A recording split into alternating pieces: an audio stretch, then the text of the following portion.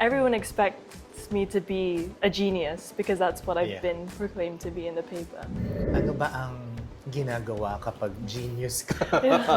I've actually been worried that people will suddenly ask me, oh, what's the formula, blah, blah, blah. I would either feel too Filipina to be British, and then when it comes to Filipino events, I'd sometimes feel too British to be Filipino.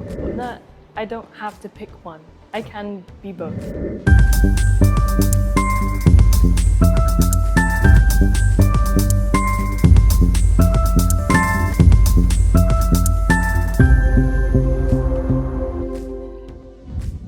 So, Mia, how's your first pageant experience, diba?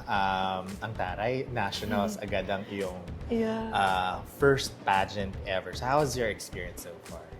It's been life-changing. The fact that I wasn't planning on joining a pageant, but now everything seems to have fallen into place so perfectly. It really feels like this is meant for me. And I'm really glad that I made the decision to take the risk of stepping into my pageant journey. Funnily enough, I tend to tell people that I didn't actually like the idea of joining pageants before. But I was thinking about that this morning and I realized that's not actually true. I think back to 2018 when Catriona won Miss Universe. And I remember dressing up before school and I curled my hair the way she did on her finals night. And you know, the little ear cuff she had? I had a similar hair clip and I wore that to school. And I remember walking in and saying, guys, Philippines won. No one cared. I felt so disheartened because it was just me who was excited. So I think after that, my love for pageantry and that spark was dimmed, and that's something I'm quite sad about. But I'm happy now because after coming to the Philippines on vacation, there were people who were encouraging me to try joining a pageant. So there was that sense of belonging that, okay, here people do care. So I'm really glad that I've tried my hand at this.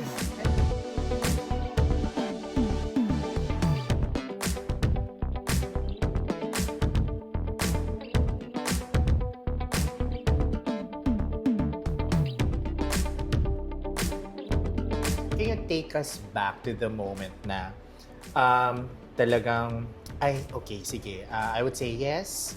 The idea was presented to me. Okay, I will join Binibining Pilipinas. How was that moment? Can you take us back to that? I think the moment where it was final that I would stay, how would I describe it? I mean, maybe bittersweet because I knew that it would mean spending a long time away from my family, who have been my rock for so long. But what makes it sweet is that I have so many people here who are my family and my friends who love and support me. So I remember the moment that I decided, okay, I'm all in.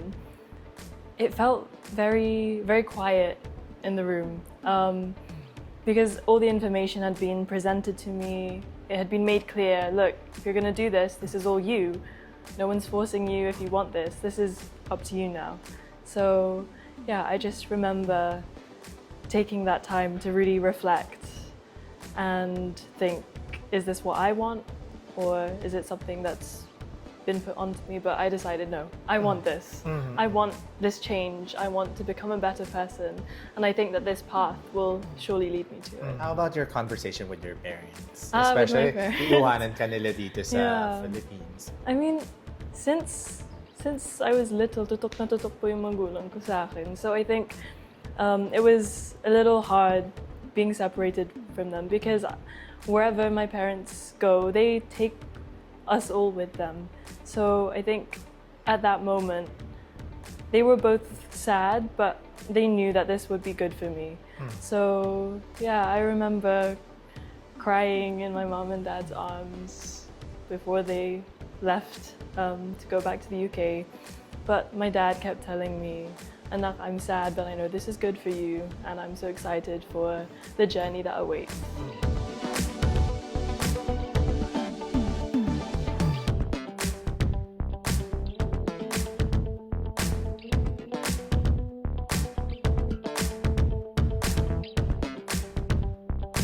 Your profile says that you have an IQ of 162, which is higher than the IQ of Albert Einstein. So, syempre, yun pa lang, no? It got people really interested in your background. So, how was that measured? Can you let us know, or paano ba yung process? So I think it was in 2017. I took an IQ test. Sorry, but medyo complicated yung system in the UK. So there's this thing called a grammar school, which is a selective school based on academics. So because I was rejected from the one I applied to based on the fact that I was too far away from that school, we wanted to have a better shot at applying for another one.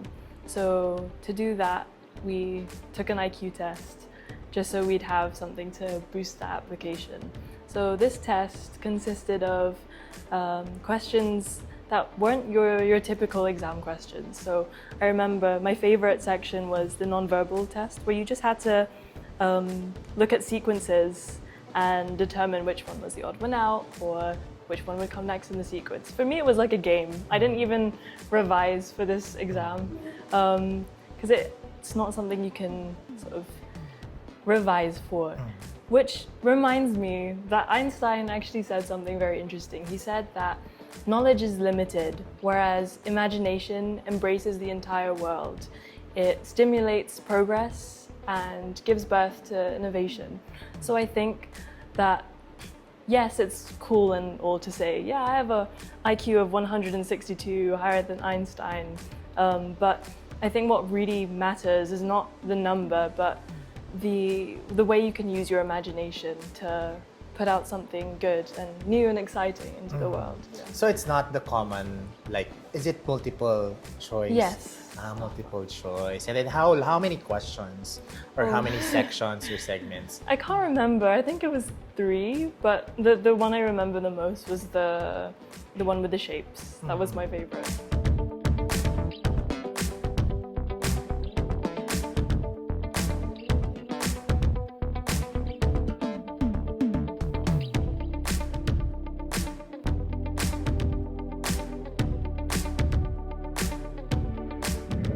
Curious lang ako, did that put any pressure on you to, I mean, in terms of your studies, because you scored high on an IQ test, and then syempre, ang expectations, especially maybe coming from your parents, is that you would perform. Honestly, the pressure did not come from my parents, kasi they made it clear to me what that test was for. They have always told me that it's good to be smart, but that's not everything. There are so many more important things, like kindness, the way you treat people. So I think the pressure actually came from peers at school. And myself, actually. I'm known in my family for being very hard on myself. So I think the pressure came from classmates when there were a group of kids who were saying, or calling me the newspaper girl, because I was put in the newspaper for that. So I think no one really said anything, but I put in my head, everyone expects me to be a genius because that's what I've been proclaimed to be in the paper. But I think eventually I realized that that pressure mainly came from myself. And if I learn to expand who I am as a person, not just in academics, but my extracurriculars, you know, learning to play the piano, the guitar, singing, writing songs, and expressing myself creatively, I realized that being a genius, it can be a daunting title to have on you, but it's up to you what to do with it. I don't have to fit into the mold of what people decide a genius is. Because I've always thought of, I've always imagined kung ano ba ang ginagawa kapag genius ka? I mean, is that your hobby to really always read? Or you still do other things for fun? I mean, I don't think you have to be a genius to enjoy reading. I mean, reading should be done for pleasure because you enjoy it. So I've actually been worried that people will suddenly ask me, oh, what's the formula, blah, blah, blah. Like, honestly, my intelligence is mainly in writing. I'm not the typical Einstein sort of prototype that knows about all these numbers and theories of relativity. I really just enjoy reading, and why? It's because I like to see the perspectives of different people. I'm really into philosophy, so I think being able to see different ways in which people perceive the world is something I really enjoy doing. Yeah. And very quickly lang, Mia, no? Because you were born in the Philippines, right? And then you spent the time in the UK, you studied in the UK. Pero how did you maintain the connection to your Filipino roots?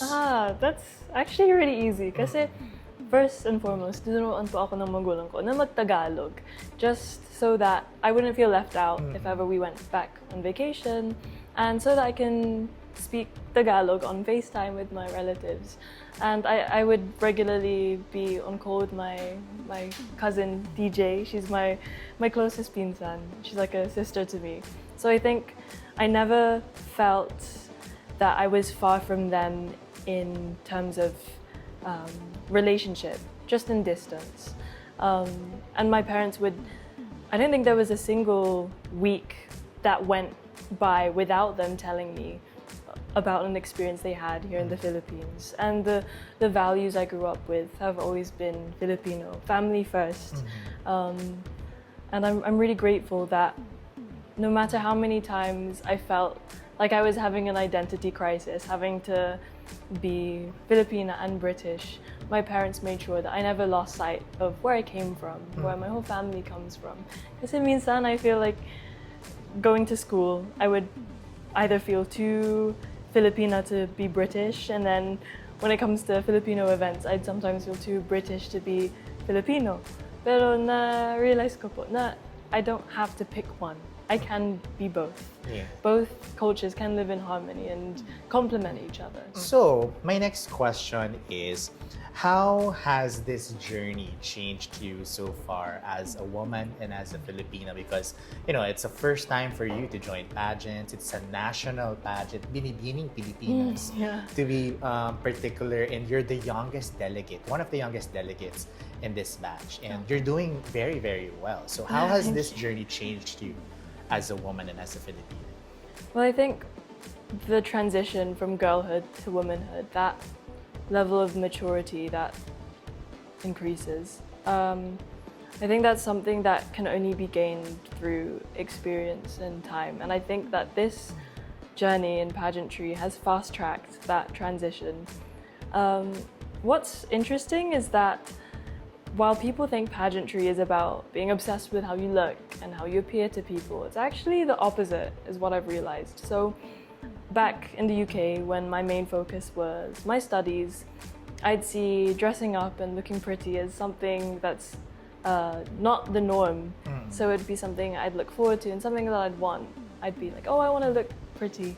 Whereas now that my daily is to be all glammed up, my focus is less on wanting to look pretty, and it's actually on having a more inward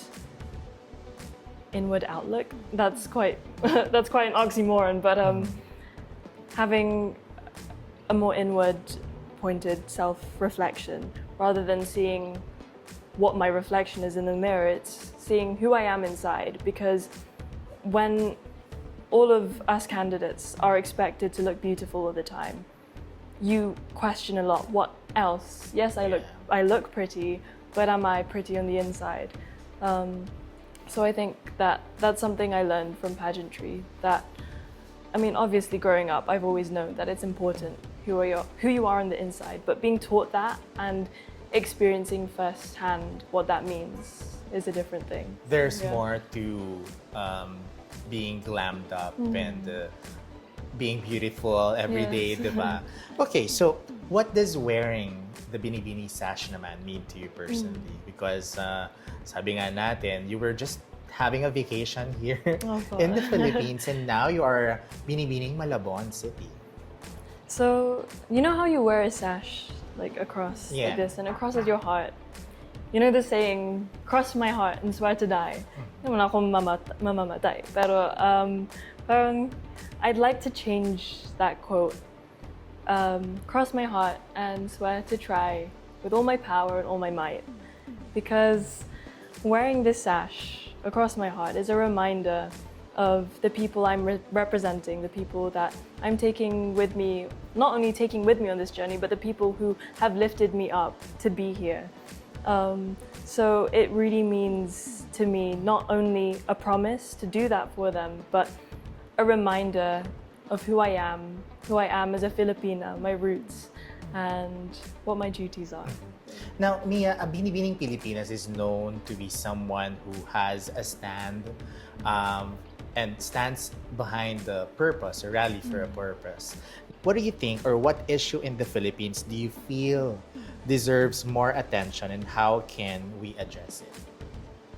So, being the youngest delegate, I think my advocacy is very fitting because I want to speak for the children. So I think that it's really important to place more attention on early childhood development. So those are the formative years of a child from birth to 8 years old. And going back to what I said earlier about Einstein saying that imagination is more important than knowledge, I think that I'd like to implement this belief in the education system here so that children are taught to love learning and not just as part of a routine. And I think that in order for them to do so, they need to be fully equipped to learn. And what I mean by that is their basic needs need to be fulfilled, which is to have eaten, to be well nourished before they attend classes. And I mean, it's undeniable that poverty is a grave issue here in the Philippines. So I think it would be idealistic of me to say, oh, I want to change the entire educational system. No, I just want to start small. Let's make sure our children are fed before they go to school. So there's this system in the UK called free school meals. So it's income-based. The government will assess the income of your parents or your guardians, and they will provide free school meals within a certain age bracket based off that. So I did some research and I realized that the Philippines has something similar, but rather than it being based on income, it's based on whether or not the child is malnourished already. So I was thinking, why wait for the child to reach that stage, and why not reassess sooner whether that child will need to be supplemented with free meals. Yeah. And so I'm sure you enjoyed yung inyong activity with the kids, Oh di yes! ba? Oh my gosh, I loved it so much kasi yung bata ko, he was like very similar to Manuel, my brother. So it just felt like a really nice opportunity to connect with kids the way I did with my siblings. So it was really fun, yeah. Now, as a beauty queen, of course, siguro napansin mo naman na Filipino pageant fans are very passionate about, really supporting their favorite queens. At in terms of being a beauty queen, you're treated as a celebrity and as of course, a public figure and a personality by the fans and your supporters. So, how do you stay grounded despite the spotlight and pressure of pageantry? I mean, first of all, I really don't feel like a celebrity because I don't see myself as any bigger or better than the people who are supporting me. In fact, they are greater than I am, because if I would not with them, I would not be where I am today. So I think that's number one. Never forget the people who brought me up to be here.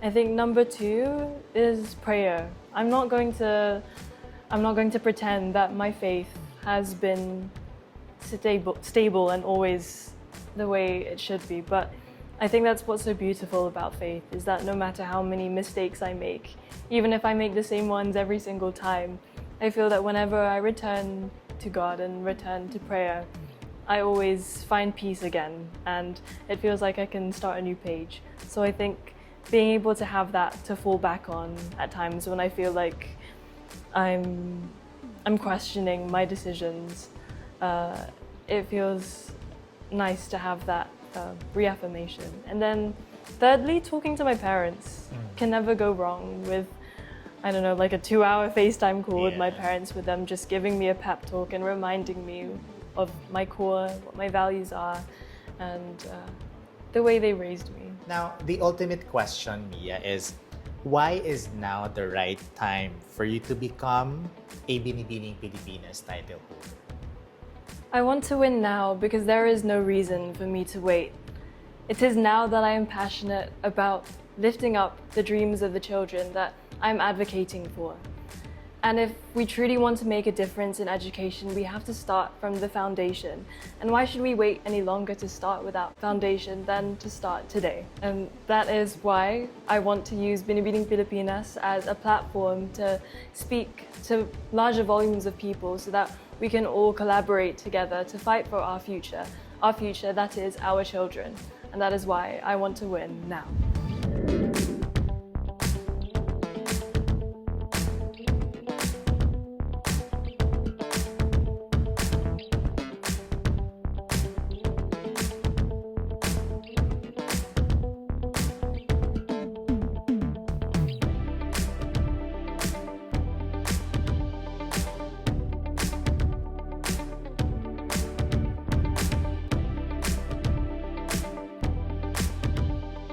You can follow my journey on Instagram, Facebook, and TikTok. I also have a YouTube channel, so that's all Mia Golosino _ for Instagram and TikTok, and Mia Golosino on Facebook and YouTube. And I'd like to encourage you all to please come and watch the finals. It would be lovely to have you all there. Thank you so much to The Crown for having me. It's such a privilege to be able to be here and talk to you. Thank you so much, Bob. Yes.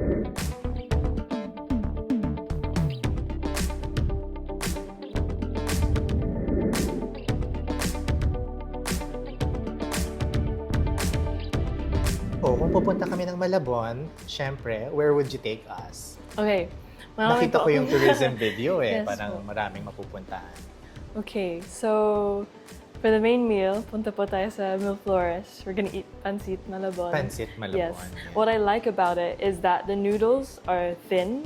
Hindi sila yung usual na makapal. Kasi sabi daw po nila, mas fresh pag thin siya niluto.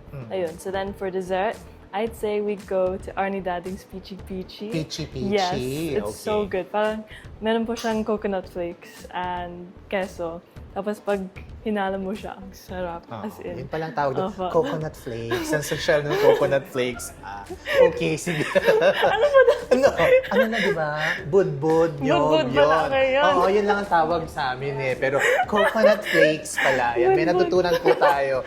It takes a genius to know that it's coconut flakes. Okay.